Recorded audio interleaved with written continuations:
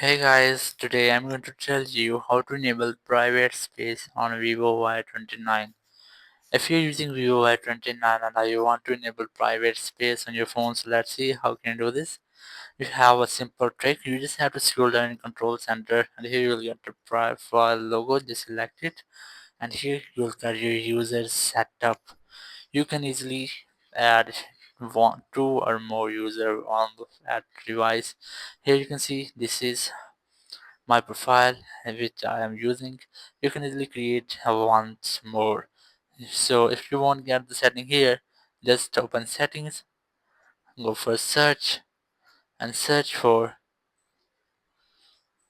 user setup or multiple user. Just search for it and here you will get a multiple user. Just tap on it and here you just have to tap on first you have to enable the setting and then select add user or add guest which you want. So in this way you can easily create a private space on your phone. Your all that and apps will be hidden and you will get a private new space. So that's how you can easily enable private space on your Vivo Y29. Thank you very much for watching the video. Until next video, bye bye.